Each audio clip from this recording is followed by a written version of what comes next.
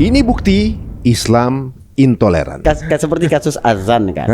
Artinya azan yang sudah biasa disiarkan, tiba-tiba karena ada ibadah orang lain di bangsa yang mayoritas, ada himbauan yang seperti memang sesuatu yang disengaja, itu kan wajar kalau orang awam itu merasa luka. Kok gara-gara umat yang berapa persen, umat mayoritas harus mengalah? Itu yang dipahami orang. Kalau bagi saya nggak ada masalah sama sekali, Mas Ari. Soalnya seperti dibenturkan gitu ya? Ya seperti dibenturkan, padahal kan ini udah biasa dari dulu. Dari dulu ya. Kalau ada siaran langsung sepak bola atau ada kejadian ada apa, azan cuma pemberitahuan kok di running text. Kalau ada isu tentang praktek-praktek intoleran di Indonesia, pasti pemicunya bukan masalah agama tuh. Apa tuh? Mari saksikan kisah lengkapnya hanya di Cerita Untungs.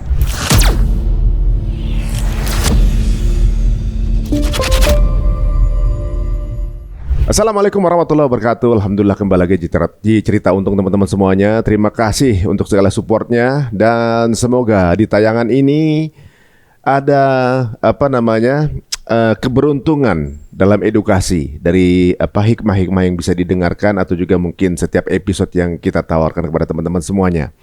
Oke, sekarang kita akan membahas mengenai hal yang belum lama ini sempat ramai di Indonesia tentunya. Mengenai sesuatu yang terjadi, adanya pemuka agama yang datang ke Indonesia, kemudian secara traffic, tayangan, atau juga berbagai hal itu dikondisikan gitu ya. Kemudian banyak beredar di sosial media, kemudian ada perdebatan segala macam yang mengarah kepada bahwa seolah-olah umat Islam ini diajarkan bagaimana caranya bertoleransi gitu ya. Sejauh ini udah kepala 4 ke atas ya. Saya itu merasa bahwa hidup di Indonesia ini udah lama dengan berbagai perbedaan. Itu hal yang saya bilang sih biasa-biasa aja gitu. Maksudnya nggak perlu diajarkan karena kita juga udah hidup rukun dan akur, Bhinneka Tunggal Ika bertahun-tahun sih sebenarnya. Mungkin sekitar ya 10-20 tahun belakangan lah yang agak sedikit mungkin ada friksi ya. Nggak tahu kenapa, mungkin alasannya politis atau apa gitu, kita kurang paham ya.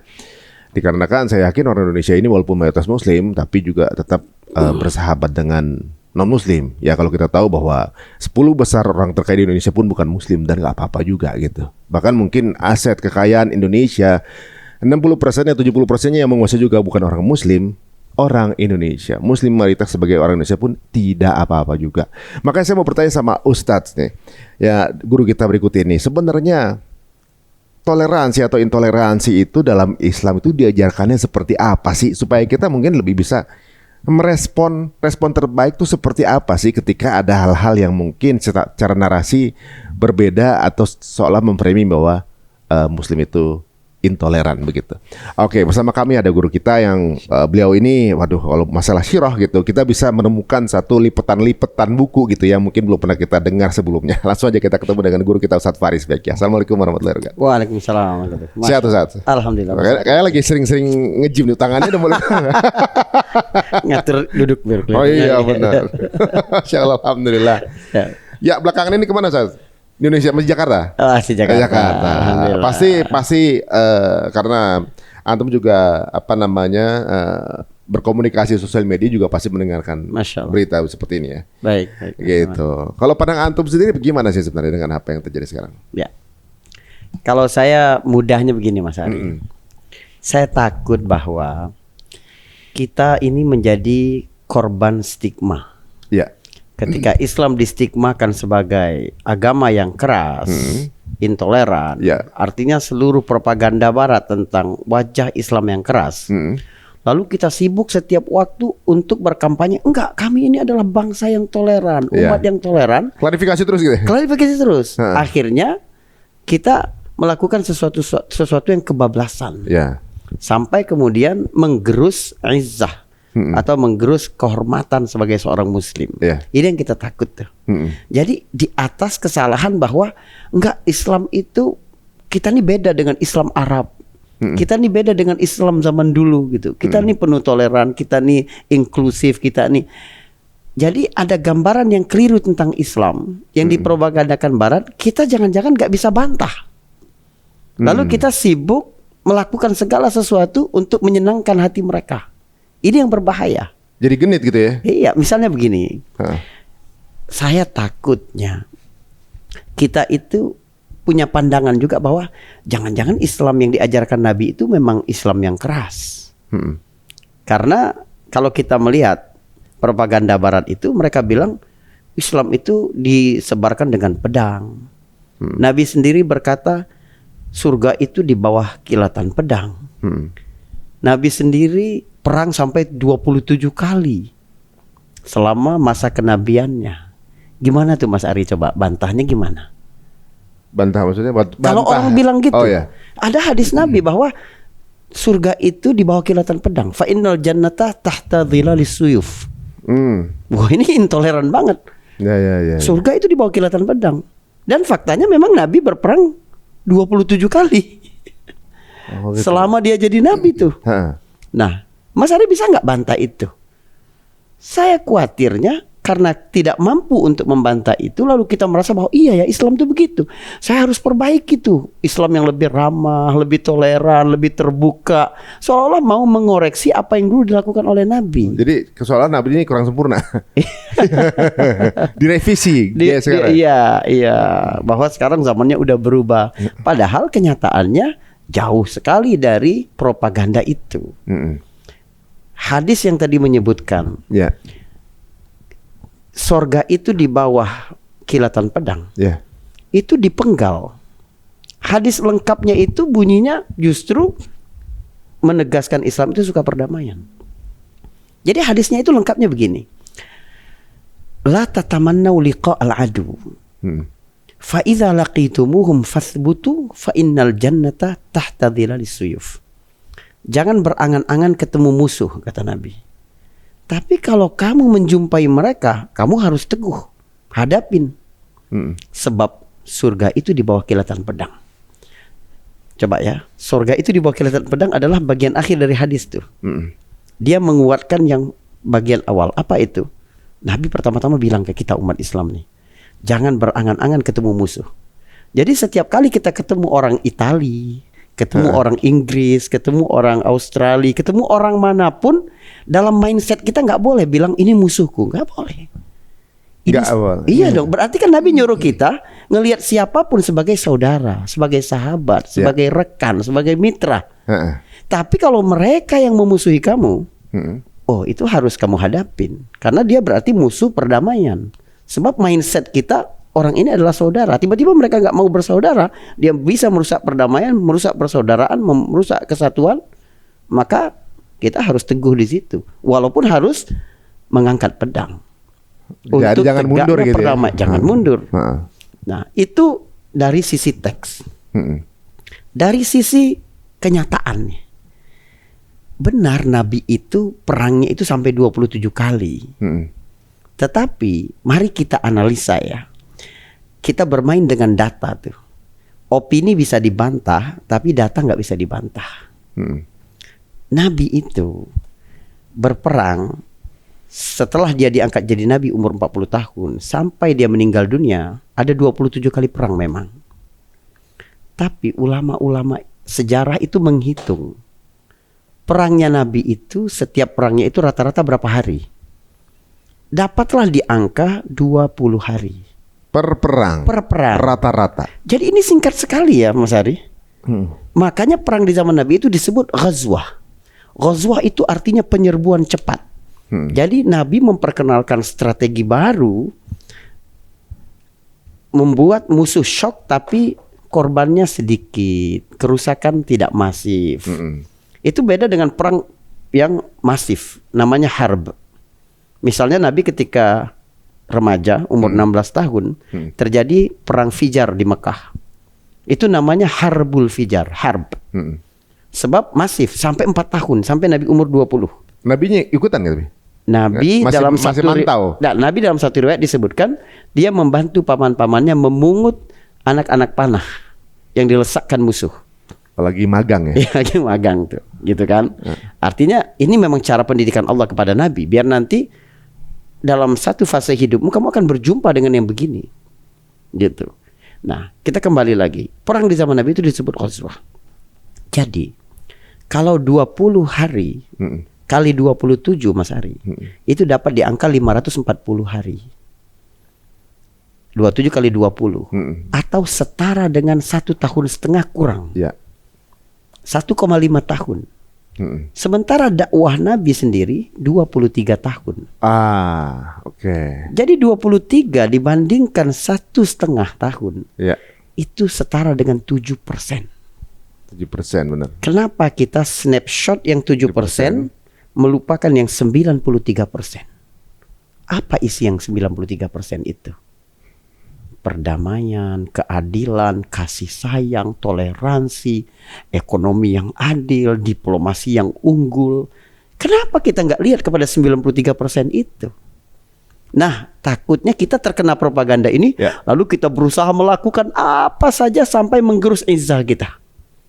Padahal orang-orang yang berlebihan, lebay dalam urusan biar disebut toleransi ini, gitu. Karena terus terang aja ya, datangnya paus ke Indonesia beberapa waktu kemarin itu membuka tabir seolah-olah ini orang-orang yang lebay yang ingin menunjukkan terlalu berlebihan. Itu justru seolah-olah menegaskan Islam dulu memang sangat keras. Lalu sekarang diusahakan untuk memperbaiki citra mereka. Gak ada sesuatu yang berlebihan baik itu gak mungkin ada. Nah, jadi orang-orang ini misalnya, mereka kalau witir diajarkan oleh Nabi, kita kan baca kunut tuh. Di antara isi kunutnya apa? Innahu la ya'izzu man adait wa la yadhillu man walait. Gak mungkin mulia orang yang memusuhi engkau ya Allah. Gak mungkin hina orang yang menjadikanmu sebagai wali, sebagai Tuhan. Orang-orang yang loyal kepada agama gak mungkin hina.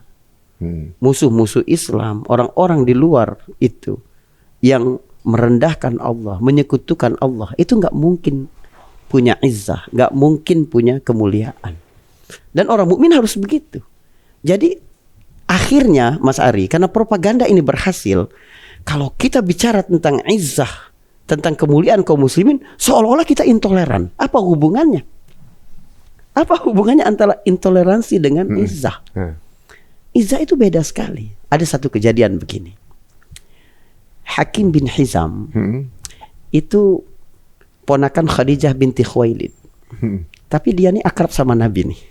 Di antara teman Nabi lah. Sebelum Islam Nabi berteman juga itu sama Hakim bin Hizam. Suatu hari Hakim bin Hizam ini membeli pakaian kebesaran punya Dzu Yazin. Itu raja Yaman. Itu kan pakaian kebesaran kerajaan Yaman. Nah, diberikan kepada Nabi. Tidak berapa lama Nabi berikan itu kepada Usamah bin Zaid. Usamah ini kan anak Zaid bin Harisah. Zaid bin Harisah ini dulu hamba sahaya Nabi. Artinya dia hamba sahaya tuh. Usamah adalah anak hamba sahaya berarti. Anaknya hamba sahaya. Anaknya hamba sahaya gitu. Walaupun pada akhirnya kan dimerdekakan oleh Nabi, diangkat Nabi sebagai anak. Tapi orang-orang tetap melihat dia sebagai mantan budak. Karena anak budak adalah budak. Gitu ya. Artinya ini kasta rendah sekali. Waktu Hakim bin Hizam melihat Usamah pakai baju kebesaran Raja Yaman tadi, dia bilang, Al-Maula ibnul Maula yalbisu hullata Dzi Yazin. Hamba sahaya, anak hamba sahaya pakai baju kebesaran kerajaan Yaman gitu. Coba lihat jawaban dari Usamah. Usamah nggak bilang, Alhamdulillah yang beri aku kemuliaan sehingga aku bisa pakai pakaian ini. Enggak. Jawabannya adalah, aku lebih baik daripada Raja Yaman itu. Bapakku lebih baik dari bapaknya. Ibuku lebih baik daripada ibunya. Masya Allah. Anak kecil tuh? Ya, dia sudah besar. Sudah. Cuma kan artinya dia faham bahwa begitu ada Islam, begitu ada tauhid di dalam diri kita, maka kita lebih tinggi dari siapapun. Wala tahinu wala tahzanu antumul a'launa in kuntum mu'minin, kata Allah. Jangan merasa hina, jangan merasa menghinakan diri, merendahkan diri. Jangan merasa sedih. Kalian itu lebih tinggi karena kalian punya iman dalam diri. Karena ada tauhid di dalam diri. Itu yang harus kita tampakkan. Jadi bukan berarti tidak boleh menghormati, tidak boleh bertoleransi, enggak. Umat Islam ini enggak usah diajari tentang toleransi. Sebab sudah terbukti bagaimana sepanjang sejarah dari zaman Nabi SAW dulu sampai sekarang, bagaimana umat Islam itu sangat toleran. Bandingkan dengan tempat-tempat di mana umat Islam menjadi minoritas. Coba, bagaimana umat Islam di negara-negara bekas Uni Soviet dulu? Wah, saya bisa name itu tuh. Kejadian Srebrenica waktu itu kan. Coba. Kemudian di Cina di bawah ya mayoritas Buddha waktu itu. Betul. Sekarang Rohingya. Oke. Rohingya apa namanya? Uyghur, Bangsa Uyghur. Mayoritas Hindu di India, di Rohingya. Hindu itu. Itu di bawah Hindu. Kemudian di udah pasti Palestina kita tahu ya, kan gitu. Yahudi. Kristen di Andalusia. Setelah hancurnya Islam, itu kan umat Islam dihabisin semua. Jadi masing-masing peradaban ini punya catatan kelam tentang toleransi yang jauh lebih kelam daripada Islam. Lalu kemudian mereka mau mendikte kita urusan itu kan naif sekali. Jadi harus dipisahkan dulu nih Mas Ari, antara sikap toleransi dengan izzah seorang mukmin. Jangan sampai kita merendahkan diri seolah-olah orang musyrik, orang kafir itu di atas kita. Lebih terhormat dari kita, lebih maju dari kita. Tidak. Peradaban Islam itu peradaban yang sangat tinggi. Umar bin Khattab ketika membebaskan Baitul Maqdis, itu kan Umar bin Khattab datang dengan pakaian yang sederhana sekali. Sampai Abu Ubaidah bin al-Jarrah bilang kepada dia, engkau sudah bikin masalah nih Amirul Mukminin. Aku cuma ingin engkau dihormati oleh mereka. Jadi pakai pakaian yang layak. Abu Ubaidah bin al-Jarrah ini salah seorang sahabat yang dijamin surga, Mas Ari. Artinya dia bukan sembarangan sahabat. Dan dia juga sangat sederhana. Tapi dia pingin pemimpin mereka, Amirul Mukminin itu dihormati oleh orang-orang Romawi yang ada di Palestina. Dia pingin, kamu harus liatin dong pakai baju yang gagah, yang bagus, yang apa gitu. Umar tuh sampai begini, geleng-geleng kepala. Jika sekiranya yang ngomong ini bukan Abu Ubaidah bin al-Jarrah, itu masih bisa aku pahami. Artinya kok Abu Ubaidah ngomong begitu sih? Lalu Umar menyebutkan satu kata-kata, Mas Ari, yang perlu banget kita kuatkan kepada diri kita, kepada anak kita, kepada keluarga kita, kepada umat Islam secara umum. Kata-kata Umar ini, apa kata-kata Umar? Nahnu ummatun a'azzanallahu bil Islam, famahmad taghainal izzata min ghairihi adzallanallah. Kita adalah umat yang dimuliakan Allah karena Islamnya kita. Kalau kita mencari kemuliaan di luar itu, Allah akan hinakan kita. Kita mau cari kemuliaan dari mana? Dari pengakuan barat, Allah akan hinakan kita. Kita akan mencari kemuliaan dari mana? Oh, dari identitas kita sebagai warga negara Indonesia, kita punya akar Nusantara. Allah akan hinakan kita kok. Cinta tanah air bukan hanya bagian dari iman, tapi fitrah manusia. Tapi kebanggaan paling tinggi seorang muslim adalah karena dia Islam. Karena dia punya akidah yang benar. Jadi artinya begini, kehilangan warga negara pun tidak apa-apa. Itu yang dicontohkan Nabi. Nabi hijrah dari Mekah itu kan kehilangan warga negara. Supaya tidak kehilangan identitas Islamnya. Ini yang perlu kita tanamkan dengan baik. Dan itu gak ada hubungannya dengan tidak nasionalisme, tidak toleran, tidak apa. Tapi kita menempatkan bahwa yang paling berharga ketika ada iman di dalam dirimu, kamu itu tinggi. Kamu itu terhormat. Jadi jangan lebay memperlakukan orang lain. Oh, jadi proporsinya mesti pas gitu ya. Proporsinya mesti pas. Jadi misalnya ada siro nggak? Misalnya kayak tokoh keyakinan lain gitu misalnya hadir. Tentunya juga kan kita adab terhadap tamu itu kan utama juga. Betul. bagaimana kita men-treat atau juga mungkin melayani tamu ini. Dan qadarullah, tokoh ini adalah pemuka akidah yang berbeda misalnya. Responnya kita yang paling baik gitu, sampai sebatas apa gitu, ibaratnya yang proporsional untuk sebagai seorang yang beriman gitu kan. Gitu, maksudnya di segitu dulu deh, segitu dulu. Saya nanti yang terlalu takut beda lagi nanti pertanyaannya. Baik. Jadi begini Mas Ari, saya selalu katakan ketika saya diundang untuk dakwah di negeri-negeri yang Muslim minoritas, saya bilang kepada mereka, kalian ini beruntung sekali, sebab kalian punya teman kerja non-Muslim, punya tetangga non-Muslim, punya lingkungan non-Muslim. Kalian berarti punya kesempatan untuk menjadi duta Islam yang menunjukkan wajah Islam yang sebenarnya. Jujur, amanah, disiplin, nampakkan itu. Jadi tugas kalian di negeri-negeri non-Muslim ini itu berat sekali. Karena orang kenal Islam bukan dari baca ayat, bukan dari baca hadis, tapi lihat dari perilaku kalian. Itu kan berarti memang harus kita menampakkan Islam yang sebenarnya. Dan Nabi SAW adalah contoh terbaik yang menampilkan itu. Bagaimana Nabi menerima tokoh-tokoh delegasi orang-orang Kristen dari Bani Najjar misalnya, sebelah utara Madinah. Nabi memperlakukan mereka dengan baik. Tapi ya tidak berlebihan. Bagaimana tetap menampakkan ketegasan kepada mereka. Nabi yang berbuat baik kepada siapapun. Nabi yang sayang kepada seluruh umat manusia. Coba, walaupun orang kafir kayak orang-orang yang ada di Taif, yang ditawarkan oleh Allah mau dibalikin, enggak. Itu kan menunjukkan kasih sayang Nabi tuh, walaupun mereka tidak beriman. Tapi Nabi itu pula lah yang berkata, jangan memulai mengucap salam kepada orang Yahudi dan Nasrani. Dan kalau kalian berjumpa mereka di jalan, sempitkan jalan mereka. ini coba bayangkan kalau didengar ya, secara orang hanya baca hadis itu lihat, wih serem banget sih Islam. Tapi kalau mereka melihat bagaimana perilaku Nabi kepada non-Muslim, serta hak-hak mereka sebagai warga negara, sebagai bagian dari kehidupan sosial kita lihat betapa proporsionalnya Nabi.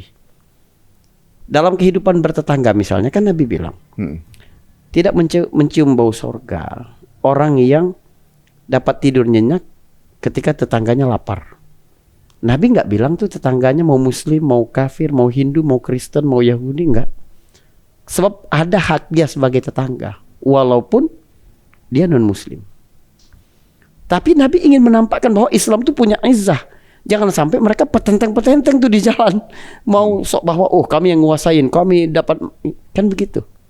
Mungkin saja saya teringat ya dalam kasus belakangan ini, seolah-olah Nabi mengingatkan kita, jalan itu bisa diterjemahkan hari ini sebagai media, kanal-kanal televisi, kanal-kanal di media sosial. Kita berikan ruang terlalu banyak, lalu mereka merasa lebih tinggi gitu. Itu nggak boleh. Oh, justru kebalikan, Dad. Bukannya kalau channel dakwah algoritmanya ketekan. Kalau ngomongin jalan. Ini kan seperti kasus azan kan. Artinya azan yang sudah biasa disiarkan, tiba-tiba karena ada ibadah orang lain di bangsa yang mayoritas, ada himbauan yang seperti memang sesuatu yang disengaja, itu kan wajar kalau orang awam itu merasa luka. Kok gara-gara umat yang berapa persen, umat mayoritas harus mengalah? Itu yang dipahami orang. Kalau bagi saya nggak ada masalah sama sekali, Mas Ari. Soalnya seperti dibenturkan gitu ya? Ya seperti dibenturkan. Padahal kan ini udah biasa dari dulu. Dari dulu ya. Kalau ada siaran langsung sepak bola atau ada kejadian ada apa, azan cuma pemberitahuan kok di running text, nggak masalah.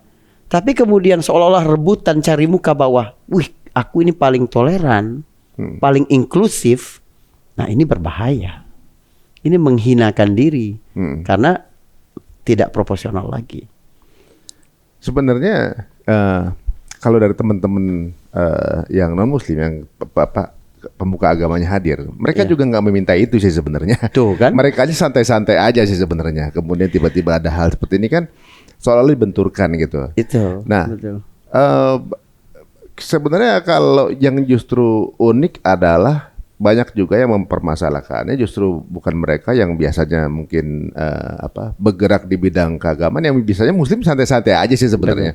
Udah waktunya azan ya sholat gitu. Iya. Kadang-kadang ada azannya sholat aja enggak gitu ya masalahnya. Tapi kan apalagi kan ini siaran langsung dari jam 5 sampai jam 7. Ya. Siaran langsung ibadah agama lain. Ya. Tentu saja orang muslim yang baik itu kan nggak nonton itu acara. Iya. Karena itu ibadah mereka. Jadi nggak ada gunanya, ada running text pun nggak ada gunanya, ada azan pun nggak ada gunanya.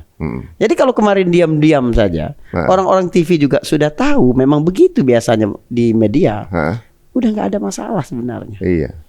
Tapi makanya saya bilang ini seperti satu krisis identitas. Lalu mencari pengakuan, mencari pujian, mencari itu lebaynya itu di situ, Mas Ari. Iya, kemudian jadi bahan gitu di sosial media yang disayangkan. Seolah-olah kayaknya sesuatu yang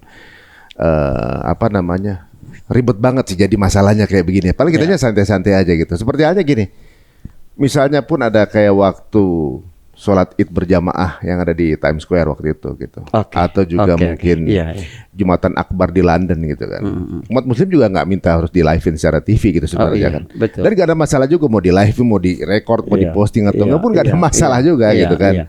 Dan itu memang juga tidak diolah menjadi sebuah isu di sana kan. Nah ini tentunya juga mungkin lebih bijak kali teman-teman semuanya, dan juga mungkin dengan saudara kita yang berbeda keyakinan juga bahwa kadang narasi-narasi ini secara nggak langsung seperti membuat sebuah friksi yang sebenarnya nggak ada. Nah, jadi itu justru membuat bahaya. Jadi dia bermaksud ingin menampilkan kita ini toleran, kita ini apa, justru akhirnya datang benturan-benturan yang justru kontradiktif pada semangat itu. Dari dulu kan Paus ini bukan pertama kali datang ke Indonesia. Iya. Dulu juga datang. Dan Buya Hamka diundang, dia menolak, dia apa? Tapi itu biasa. Karena ini tentang pendirian, tentang sikap, tentang apalagi kalau sekiranya Mas Ari ini dilakukan oleh tokoh agama, itu persoalannya. Waktu Umar bin Khattab dijamu makan oleh orang-orang Kristen di Syam, Umar tanya tuh, di mana mereka jamu? Di gereja katanya. Kata Umar, aku nggak mau masuk sebab di situ ada patung-patung. Jadi menunjukkan sikap dia sebagai pemimpin. Padahal ada nggak larangan sebenarnya masuk ke gereja? Nggak ada. Ali bin Abi Thalib kan kemudian diperintahkan Umar untuk mewakilinya, dan Ali bin Abi Thalib akhirnya masuk. Makanya dalam mayoritas pendapat para ulama mazhab, nggak apa-apa sebenarnya ke gereja. Tapi kalau nanti urusannya adalah tentang kemuliaan Islam, izzah, sebab kalau yang masuk orang biasa nggak jadi isu. Tapi kalau kemudian yang dilakukan oleh tokoh ini bisa jadi isu. Karena tokoh dicontoh. Tokoh contoh. Gitu. Makanya misal dalam pembahasan fikih, para ulama itu disarankan untuk tidak mensolati jenazah orang yang bunuh diri. Padahal dia tetap muslim, fasik itu. Dia wajib kifayah. Harus ada sekelompok kaum muslimin yang menyolatinya. Tapi ulama disarankan untuk tidak, tokoh agama disarankan untuk tidak ikut mensolati. Untuk memberitahu kepada orang gitu loh, bahwa sikap kita sebenarnya benci dengan praktek itu gitu. Jadi harus bisa menempatkan diri. Sebagai tokoh umat, sebagai apa, itu nggak boleh lebay.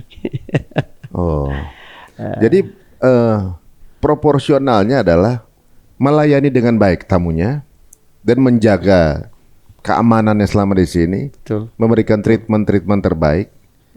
Tanpa harus kemudian menunjukkan kalau mereka lebih tinggi levelnya atau gimana? Pokoknya tidak boleh bersikap seolah-olah kita di bawah mereka. Itu nggak boleh. Tetap harus ada marwahnya. Tetap ada marwah, ada izzah tadi. Tapi ya begitu Mas Arya, sekali lagi, karena propaganda Saya khawatir nanti banyak yang tidak bisa membedakan antara toleransi dengan marwah tadi. Seolah kalau Ustadz Faris nih ngomong tentang marwah, Ustadz Faris tidak toleran. Oh tidak. Gitu. Kita harus wajib menghormati tamu apapun agamanya. Dan Nabi mengajarkan kita untuk memperlakukan manusia sesuai dengan tingkatannya. Nazilun nas ala qadri manazilihim. Tentu saja menyambut presiden beda dengan menyambut menteri, beda dengan menyambut duta besar, beda dengan menyambut orang biasa. Itu wajib bagi kita, harus menempatkan orang itu sesuai dengan tempatnya. Mengagungkan orang sesuai dengan keagungannya. Proporsional aja. Proporsional, tapi proporsional gitu loh. Karena itu banyak catatan bagi saya ya dari kunjungan kemarin dan beberapa kegiatan. Kita welcome banget biar Paus itu ngelihat bagaimana kerukunan umat beragama di Indonesia. Mesti dia lihat secara natural dan udah berjalan puluhan tahun di Indonesia. Alhamdulillah. Kalau ada isu tentang praktek-praktek intoleran di Indonesia, pasti pemicunya bukan masalah agama tuh. Apa tuh? Mungkin kecemburuan ekonomi, atau ada intimidasi-intimidasi lain, isu-isu keamanan lain. Di beberapa daerah, di apa, tapi bukan, nggak ada isu agama tuh, nggak ada, gitu loh. Jadi ini yang ya ada sedikit lah, wajar ya, wajar karena memang tingkat pengetahuan orang juga berbeda-beda. Tapi misal kemarin ada pertemuan di Masjid Istiqlal, di situ baca Quran, setelah itu baca Injil. Bagi seorang yang punya ghirah, punya kecemburuan dengan agama, seolah-olah menyamakan Quran dengan Injil. Bagi orang Muslim tidak sama. Bagi orang Nasrani, Injil itu firman Tuhan. Kita hormati itu. Tapi ini di masjid, tempat ibadah umat Islam, dan bagi umat Islam, semua kitab-kitab terdahulu itu tidak ada lagi yang original. Ada tahrif, ada pemalsuan, ada penambahan, ada perubahan yang tidak otentik seperti Al-Quran. Pernah Umar bin Khattab itu membawa lembaran kertas dari Taurat. Nabi ngelihat itu, berubah wajah Nabi. Aku sudah bawa gantinya yang lebih bagus, yang jelas, yang jernih, kata Nabi. Itu kan Nabi menunjukkan izzah itu, Mas Ari. Bukan berarti kita asal beda, asal enggak. Islam ini di satu sisi kita mesti perlihatkan bahwa yang dibawa oleh Nabi itu hanya kelanjutan dari nabi-nabi terdahulu. Itu sikap inklusif dong sebenarnya. Mas Ari ingat tidak? Atau para pemirsa tahu tidak? Bahwa Nabi itu tahu bahwa dia adalah Rasul. Itu bukan dari Jibril, tapi dari seorang Nasrani. Jibril itu kan datang ketika Nabi malam-malam di Gua Hira, bawa ayat Iqra bismi rabbikal ladzi khalaq, 5 ayat pertama di surat Al-Alaq. Jibril tuh nggak kenalan, nggak ngucapin salam, tiba-tiba nyuruh baca gitu kan. Setelah itu dia bacakan 5 ayat surat Al-Alaq, lalu dia pergi. Makanya Nabi itu cemas. Ini siapa nih? Apa aku udah gila? Apa halusinasi atau roh jahat mengikuti? Itulah yang kemudian keresahan itu dia sampaikan kepada Khadijah. Dan Khadijah kemudian menenangkan hati Nabi, mustahillah Tuhan berbuat jahat kepadamu. Maka dibawalah oleh Khadijah Nabi itu ke sepupunya Waraqah bin Naufal, seorang Nasrani. Jadi Waraqah bin Naufal ini mengkaji kitab 20 tahun di Syam. Seorang Nasrani itu. Kata Khadijah, coba dengarkan anak saudaramu ini bicara. Nabi bercerita kepada Waraqah. Kata Waraqah, kalau benar apa yang dia ceritakan, maka yang datang tadi malam adalah Namus, Jibril, yang dulu datang kepada Musa. Dan engkau adalah nabi umat ini. Engkau adalah nabi akhir zaman. Jadi nabi itu tahu bahwa dia adalah nabi dari mulut seorang Nasrani. Dan beberapa hari setelah peristiwa itu Waraqah bin Naufal wafat. Seolah-olah Allah memang sengaja menahan Waraqah untuk mengucapkan, untuk memberitahu itu. Masya Allah. Baru dengar saya. Masya Allah. Terus lanjut. Jadi kemana aja? Iya makanya ini ya lipetan buku yang saya bilang tadi nih. Jadi coba bayangkan ya. Ini simbol kesinambungan dakwah. bahwa Nabi tahu dia adalah Nabi dari seorang pengikut Nabi Isa. Biar kelihatan nyambungnya itu. Nasraninya pengikut Nabi Isa ya? Iya, pengikut Nabi Isa. Sama seperti kenapa dari awal sholat kaum muslimin itu tidak langsung menghadap Ka'bah. Kiblatnya Ka'bah. Tapi harus ke Baitul Maqdis dulu. Ya. Seperti lanjutan daripada syariat-syariat terdahulu. Bahwa agama yang dibawa Nabi ini adalah agama yang dibawa Isa, adalah agama yang dibawa Musa. Tapi ketika umat ini sudah terhormat, kuat, jaya, dia punya identitas sendiri. Maka beralih menghadap ke Ka'bah. Tidak lagi menghadap ke situ. Jadi dia tidak dari awal seolah ini agama baru banget, tidak. Dia hanya meneruskan daripada ajaran-ajaran terdahulu. Jadi kalau ada narasi-narasi mengatakan, nah, Islam kan belum ada dulu gitu. Oh, Islam ada dari zaman Dari Adam. Nabi Adam. Semuanya Ya. menjadi Muslim tuh. Nah itu dia. Gitu ya. Termasuk tentang identitas azan.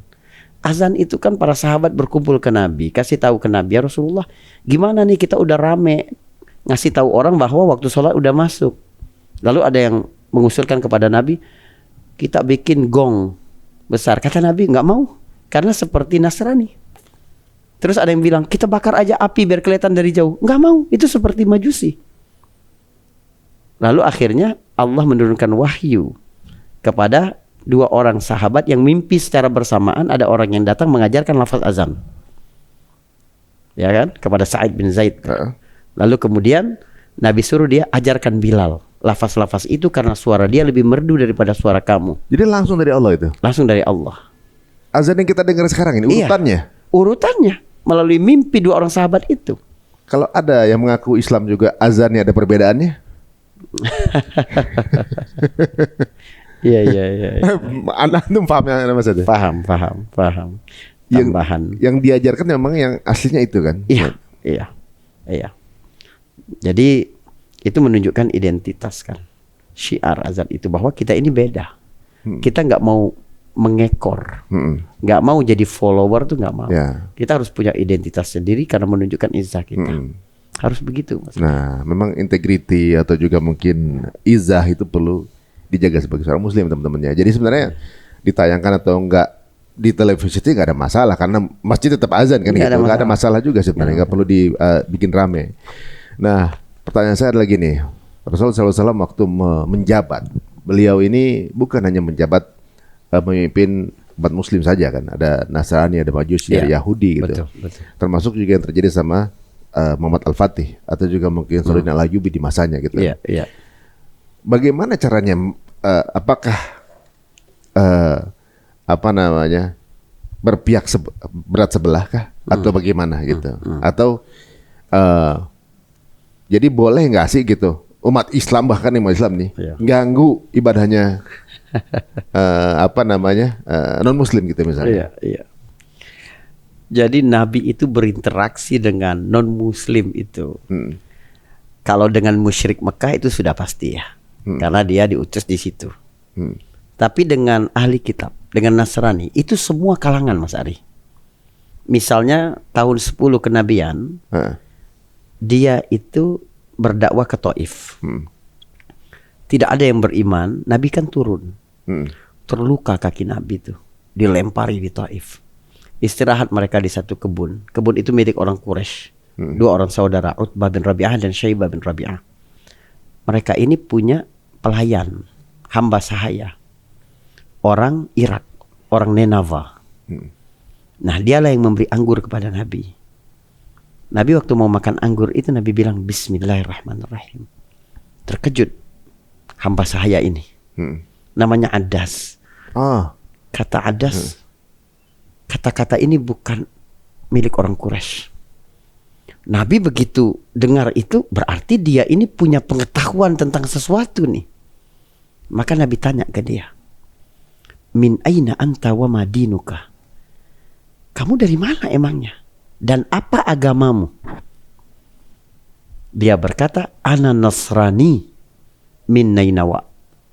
Aku ini seorang Nasrani, Kristen dari Nineveh di Irak. Lalu Nabi berkata, dari kampungnya Zinnun, Nabi Yunus. Dia terkejut. Kamu tahu Nabi Yunus? Wa ma adraka ma Zinnun. Kamu tahu siapa itu Zinnun? Nabi Yunus itu kamu tahu? Yunus bin Mittah. Nabi bilang begini, min qaryati rajulin salihin Yunus bin Mittah.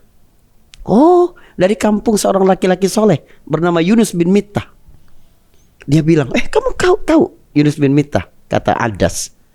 Kata Nabi, kana nabiyan wa ana nabiyun. Dulu dia adalah nabi, sekarang aku nabi. Adas itu mencium kepala Nabi. Wah, ini cium kepala. Adas itu mencium kepala Nabi, mencium tangan Nabi, mencium kaki Nabi. Subhanallah. Cuma butuh waktu beberapa detik orang beriman kepada Nabi. Tapi kita lihat urutan-urutan Nabi berdakwah nih Mas Ari. Pertama Nabi tanya tuh, kamu dari mana dan apa agamamu? Sepenting apa dua pertanyaan ini? Nabi tanya dulu, kamu berasal dari mana? Kenapa? Sebab cara menghadapi orang Madura beda dengan cara menghadapi orang Sunda. Cara menghadapi orang Batak beda dengan cara menghadapi orang Jawa. Cara menghadapi orang Bugis beda dengan cara menghadapi orang Melayu. Berbicara sesuai bahasa kaumnya. Bicara kayak sesuai gitu. dengan bahasa kaumnya, memperhatikan adat istiadat mereka. Makanya kita dalam berdakwah nggak boleh asal tabrak aja, justru menimbulkan perpecahan di kalangan kaum muslimin dong. Iya, benar. Jadi cara dakwah di Sunda beda Mas Ari dengan cara berdakwah di Betawi. Cara berdakwah kepada orang kampung beda dengan orang-orang urban di kota. Nabi tanya, kamu berasal dari mana? Dan Nabi tanya, apa agamamu? Kenapa? Sebab orang kalau sudah punya keyakinan, nggak bisa kita langsung main tabrak aja. Itu salah, itu nggak bisa. Tapi Nabi mencari persamaan. Aku adalah Nasrani dari Nineveh. Oke, agama tidak sama. Tapi dia berasal dari Nineveh, ada celah untuk masuk. Nabi bilang, oh kamu tuh sekampung sama Yunus bin Mittah. Kan dia terkejut, loh kok kamu tahu? Ya dulu dia Nabi, sekarang aku yang Nabi. Berapa detik dia beriman kepada Nabi. Masya Allah. Itu kepada hamba sahaya. Kepada raja Nasrani itu 5 tahun sebelum kejadian ini, ketika orang-orang Quraisy itu semakin tinggi tekanannya kepada kaum muslimin, Nabi perintahkan para sahabat itu untuk hijrah ke Habasyah, hijrah ke Ethiopia. Di situ rajanya Nasrani, tapi Nabi menghormati sebagai seorang raja yang adil. Dia punya nilai-nilai yang berlaku universal. Enggak apa-apa Nasrani kalau memang adil. Kata Nabi, fa inna biha malikun la yadhlimu fiha ahadun, atau la yudhlamu fiha ahadun. Sebab di sana ada seorang raja yang enggak ada yang berani saling menzalimi di dalamnya.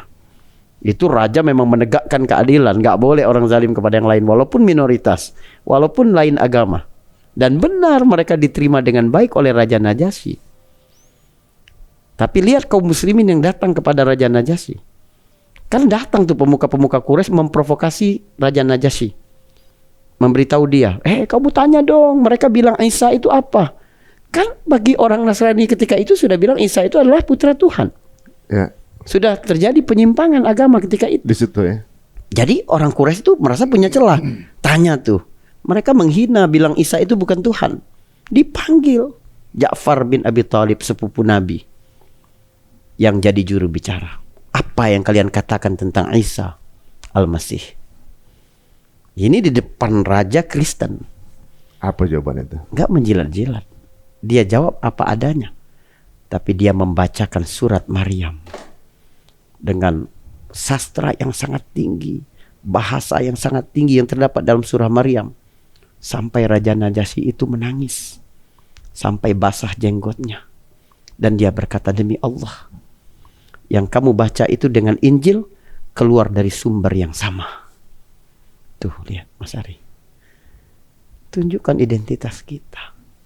Justru itu bisa menjadi jalan hidayah bagi orang lain. Nah ini yang jadi kendala adalah Islam memang sempurna, tapi orang Islamnya ini nggak sempurna.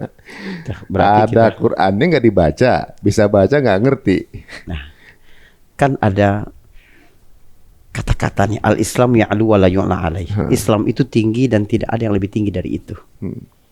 Tapi itu Islam. Kaum musliminnya di bawah. Jadi antara muslim dan Islam itu seperti orang main layangan. Islamnya ada layang-layang, tapi kaum musliminnya tetap di bawah. Gimana kita mendekatkan itu tuh PR Mas Ari? Nah itu dia.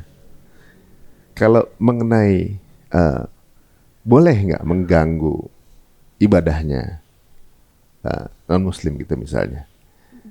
Itu kan ada kebijakan juga kan sebagai pemimpin gitu kan. Kalau nggak salah saya pernah dengar gitu. Kalau nggak salah Muhammad Al-Fatih kalau nggak salah ketika menaklukkan Konstantinopel yang mengatakan siapa yang mengganggu kamu berhadapan sama aku gitu. Betul. Jadi ada yang banyak tidak diungkapkan tentang Muhammad Al-Fatih itu ya. Ketika dia menaklukkan Istanbul, dia cuma mengkonversi Hagia Sophia yang jadi masjid. Tapi gereja-gereja lain tidak. Kenapa? Karena Hagia Sophia itu simbol kesombongannya. Itu lambang kemegahan, keagungan mereka. Itu dipangkas sama Al-Fatih. Kalian tetap ada tempat ibadah tuh. Gereja-gereja lain nggak ada yang diganggu oleh Al-Fatih, tidak. Cuma itu saja. Jangan sombong di sini gitu ya. Jangan sombong di sini. Jadi dia melihat Hagia Sophia itu lebih kepada syiar dibanding ma'bad. Ma'bad itu tempat ibadah. Jadi sebagai satu tempat ibadah nggak boleh diganggu gugat. Tapi ini lebih kepada simbol kebesaran. Maka nggak boleh ada yang lebih tinggi. Aku mukmin, aku lebih tinggi dari siapapun. Karena ada install keimanan dalam hati kita tuh, nggak boleh ada perasaan Mas Ari bahwa orang itu lebih mulia dari kita. Orang kalau kenal Allah, orang yang tahu tentang nilai tauhid, dia pasti merasa bahwa tidak ada orang lain yang lebih berbahagia dari aku, kecuali imannya lebih baik daripada keimananku. Ada persoalan yang mendasar dalam diri seseorang kalau dia masih merasa ada orang yang lebih berbahagia dari dia sementara keimanannya lebih rendah. Apalagi nggak ada keimanan. Itu bermasalah tuh. Bermasalah. Keimanan itu sempurna sampai Mas Ari merasa bahwa aku adalah orang yang paling bahagia di dunia. Tidak ada orang yang lebih berbahagia dariku kecuali imannya lebih bagus.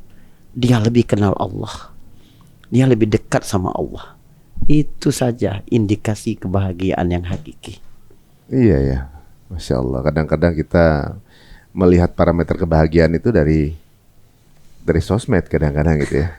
Dengan ukuran angka, dengan ukuran barang, benda gitu ya. Betul. Kelihatan lebih bahagia dengan itu. Padahal ketika kita melihat orang-orang yang lebih lebih dekat dengan Allah, mesti kita ada cemburu di situ ya.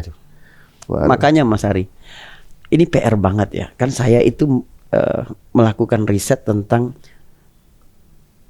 kebiasaan orang-orang urban, cara pendekatan kepada mereka, cara berpikir mereka, apa yang mereka baca, apa yang mereka, kan kita harus riset tuh karena kita dakwah kepada mereka. Nah, orang urban ini kan orang yang terbiasa dengan sesuatu yang scientific. Scientific itu artinya sesuatu bisa dihitung, sesuatu bisa diukur. Jadi kalau saya bilang berdakwah ke orang urban itu bilang Allah bersama orang sabar, mereka tuh nggak paham. Nggak paham. Ukurannya karena ukuran benda gitu ya. Nah, dia harus dibilang dulu, apa ukuran kebersamaan Allah denganku? Buktinya kalau aku sabar aku nggak dapat proyek. Kalau aku sabar aku justru ditindas. Kalau aku sabar gitu. Gimana cara mengukur segala sesuatu? Pendekatan ini sulit tuh. Sebab mereka terbiasa dengan indeks-indeks yang bisa dihitung. Makanya ukuran berhasil apa tidak, ukuran maju apa tidak adalah indeks penghasilan, indeks apa gitu. Padahal ada indeks keberkahan, indeks kesyukuran, indeks kebersahajaan. Gimana tuh mengukurnya? Iya. Jadi banyak yang menggunakan ukuran keberhasilan tuh kayak justru tuh negara-negara yang nggak ada Islamnya itu maju. Nah, seolah-olah itu ukuran dari kesuksesan ketika kemudian Tuhan dekat dengan itu. Betul. Gitu ya. Jikapun memang ukurannya adalah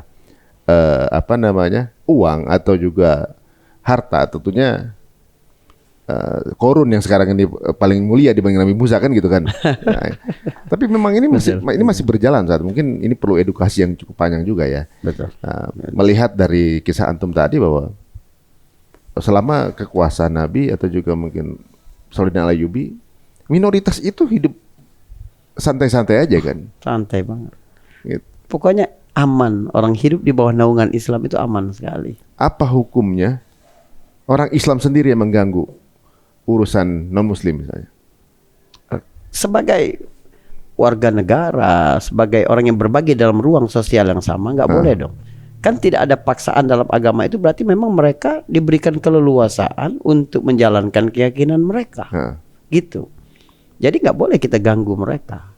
Juga kan Nabi melarang seseorang jangan mencaci Tuhan mereka, sebab nanti mereka mencaci Tuhan kalian. Nggak boleh.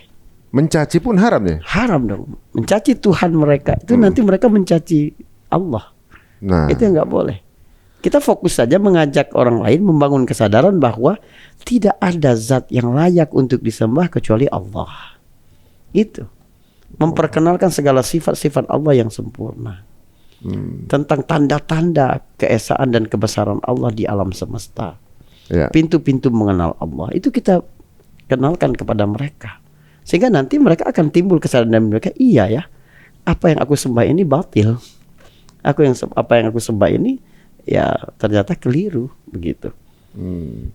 Berarti sebenarnya untuk kemudian kita merespon dengan apa yang terjadi belakangan ini, berarti sebenarnya sebagai umat muslim itu santai-santai aja mestinya. Misalnya kan banyak sekali nih hal-hal yang terjadi yang kemudian dipakai untuk menjadi satu kegaduhan di sosial media misalnya kan. Betul. Kalau kemarin ini masalah azan jadi running text, dulu masalah mikrofon azan waktu itu pernah juga. Betul. Atau juga mungkin soal apa namanya? Ya soal datangnya pemuka agama lain misalnya, atau juga mungkin kebijakan-kebijakan lain yang dianggap apa namanya kurang berpihak misalnya. Sebenarnya sikap kita itu sebenarnya nggak perlu baper banget gitu ya. Atau gimana? Sebaiknya seperti apa? Ya, kita harus melihatnya itu lebih akarnya lagi loh. Ya. Kenapa ada sikap seperti itu? Karena kehilangan jati diri. Ya. Karena merasa bahwa orang lebih mulia dari kita. Orang lebih toleran dari kita, lebih penuh rahmat dari kita. Nggak ada. Islam lebih tinggi dari semua itu. Jadi jangan mengajari Islam tentang toleran, kasih sayang dengan sesama. Tidak, kita ini umat terbaik, Mas Ari.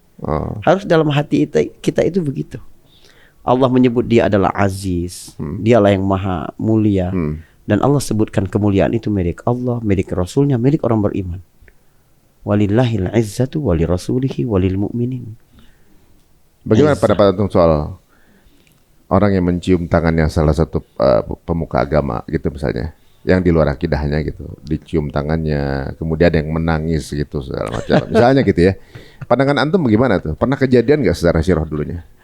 Iya, Nabi aja nggak mau dicium tangan. Nabi aja nggak mau ya? Nabi aja nggak mau. Ada kejadian begini, Mas Ari.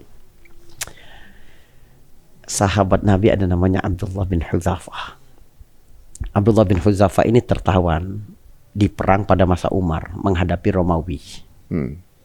Nah, kata Raja Romawi kan adik kuasa tuh itu kan. Tapi kemudian dapat ditaklukkan oleh kaum muslimin pada akhirnya. Tapi Raja Romawi ini menawan orang-orang muslim. Dipanggillah salah satu dari mereka, yaitu Abdullah bin Hudzafah. Dia ingin menguji keteguhan iman orang-orang mukmin itu, pengikut Nabi Muhammad itu sebatas apa. Dia bilang begini, Tanassar, masuklah Nasrani. Niscaya aku akan bagi kerajaan menjadi dua. Sebelahnya bagimu, sebagiannya untukku. Bagi dua nih. Dan aku akan berikan putriku sebagai istri untukmu. Kata Abdullah bin Hudzafah As-Sahmi, kamu kasih semua saja, aku gak bakal lakukan. Kalau begitu, aku akan bunuh engkau. Kata Abdullah bin Hudzafah, if'alu ma syi'tum. Lakukan apa yang kalian inginkan. Lalu disiapkan satu bejana yang dipanaskan di api. Lalu dimasukkan salah seorang tawanan kaum muslimin di situ di depan mata Abdullah bin Hudzafah. Sampai tidak ada yang tersisa kecuali tulang. Itu kan psycho-war kan. Memang perang psikologis tuh. Akhirnya sekarang giliran kamu tuh. Kalau kamu tidak mau, nasibmu akan sama seperti itu. Apapun yang kalian mau lakukan, lakukan, kata Allah bin Hudzafah. Akhirnya Kata raja itu menakut-nakutin dia, ayo bawa, dekatkan dia ke api itu, ke bejana tadi, lemparkan dia ke dalam itu. Ketika sudah dekat, udah rasain panas, Abdullah bin Hudzafah nangis. Wah, raja merasa menang tuh. Kata raja, berhenti, deketin ke sini. Dia merasa bahwa ini kemenangan. Akhirnya dia takut juga, nangis. Kata raja, kenapa kamu nangis? Takut? Enggak, aku menangis bukan karena takut. Aku menangis karena menyesal. Kenapa cuma punya satu nyawa untuk syahid di jalan Allah. Masya Allah. Sekiranya aku punya nyawa sebanyak rambut yang ada di tubuhku, dan satu persatu dapat merasakan syahid di jalan Allah, itu yang paling aku inginkan. Subhanallah. Lihat keteguhan tuh, izzah di depan orang non muslim tuh. Itu yang digambarkan anak orang Palestina sekarang ya. Nah, akhirnya kata Raja Romawinya begini, udah, kamu cium kepalaku, kamu kubebasin. Begitu? Iya, kamu cium kepalaku, kamu kubebasin. Kata Abdullah bin Hudzafah, kalau semua tawanan kaum muslimin dibebasin, baru aku mau. Subhanallah. Akhirnya raja itu mau coba semuanya. Akhirnya dicium sama dia. Pulang ke Madinah dengan seluruh tawanan yang selamat itu, disambut oleh Umar bin Khattab di gerbang kota Madinah. Lalu Umar berkata, setiap muslim berhak untuk mencium kepala Hudzafah, Abdullah bin Hudzafah, dan aku adalah orang yang pertama menciumnya. Lalu Umar mencium kepala Abdullah bin Hudzafah. Apa yang dapat kita ambil pelajaran situ? Allah. Mencium kepala itu berarti pengagungan, penghormatan. Dan Umar melakukan itu karena Abdullah bin Hudzafah teguh dengan agamanya, teguh dengan akidahnya, sekaligus memperhatikan nasib kaum muslimin. Itulah izzah. Masya Allah. Jadi ketika mencium itu, ya harus ada sesuatu yang menjadi bukti. Pasti ada. Motornya apa? Penggeraknya apa gitu. Masya Allah ya, kisah ini aja udah menggambarkan banyak hal sih sebenarnya. Mudah-mudahan jadi pembelajaran bagi kita biar kita meresponnya juga nggak salah gitu ya. Betul. Gitu. Wah, luar biasa ini obrolan kita ya. Ternyata semua yang terjadi ini udah pernah ada contohnya dahulu ya. Betul. Nggak perlu kita gambarkan atau mengentari apa yang udah kejadian, tapi cukup dengan apa contoh-contoh yang sudah ada dan tinggal kita. Siapa yang kaya referensi sejarah akan bijak menghadapi masa depan. Berarti sebenarnya kehidupannya hanya berputar aja. Berulang aja ya. Berulang terus. Oh. Waduh, Masya Allah, luar biasa. Guys, ini banyak hal yang tentunya juga justru saya sendiri banyak baru tahu ya, banyak baru seolah-olah baru terbit kemarin ini yang apa diomongkan. Dan di sini ini sebagai bukti bahwa sebenarnya ya ajaran toleran itu sudah ada dari zaman dahulu, tapi lebih kepada bagaimana menyikapi dengan proporsional, bagaimana juga cara menghormati tamu juga mulia gitu ya. Betul. Tapi lakukan dengan profesional, jangan sampai kemudian mengorbankan izah atau juga mungkin bahkan akidah gitu. Ada satu sebenarnya mau tanya sebelum tutup gitu kan, mirip seperti tadi ya, ketika kemudian di dalam masjid itu kan hanya ada semua yang berhubungan dengan penyembahan kepada Allah. Disebutkan nama Allah. Ditinggikan Allah. Di kitabnya gitu misalnya. Dan ketika dibacakan ada yang justru mungkin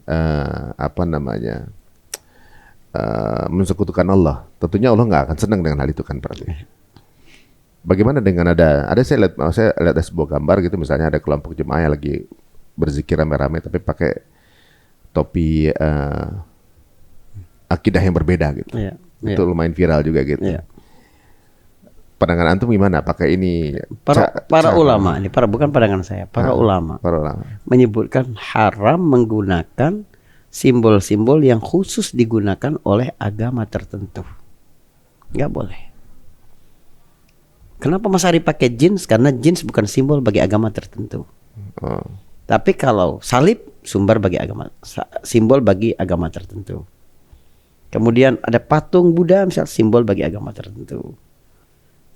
Topi Santa Claus simbol bagi agama tertentu. Haram, nggak boleh. Dan Karena itu nggak ada hubungannya dengan toleransi. Nggak ada hubungannya dengan toleransi.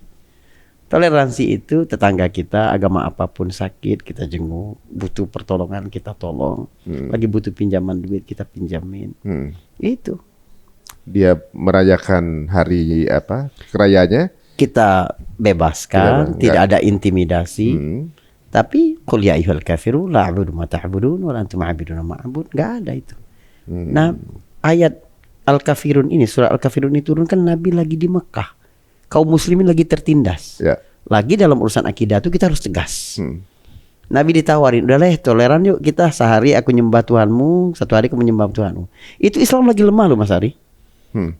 Tapi Nabi tolak. Izah lagi ya. Izah. Kalau urusan akidah nggak ada tawar menawar. Nah. Gitu. Oh, jadi menarik ya guys bahwa kita minum kopi, saudara kita minum teh. Hidup bareng-bareng aja gitu ya Zat ya. Iya. Bukan berarti kalau kita nggak minum teh juga kita nggak toleran, nggak gitu juga ya berarti ya. Betul sekali. Nah, jadi guys ini Keren. Keren. Iya kadang-kadang begitu. Ya lu harus minta dong. Iya, gitu misalnya iya, gitu iya, kan. iya. Kalau kita nggak ngucapin dianggap kita ibaratnya nggak toleran, Intoleran, gitu. Intoleran iya, gitu iya. ya. Nah ini mungkin ya mirip-mirip dengan campaign yang sudah ada di apa namanya episode-episode sebelumnya mengenai agenda Zionisme. Ada di episode sebelumnya saat waktu itu mengenai agenda moderasi beragama gitu narasinya gitu ya, bahwa semua agama sama, kemudian menyamakan hal seperti itu. Itu agendanya kan udah terbuka gitu dari agenda-agenda yang di episode sebelumnya mengenai agenda Yahudi itu gitu ibaratnya kan. Dan mudah-mudahan teman-teman juga akhirnya bisa memilah-milah mana yang sebenarnya ini sebuah agenda besar dengan toleransi itu sesuatu hal yang berbeda tapi disama-samakan gitu seolah-olah.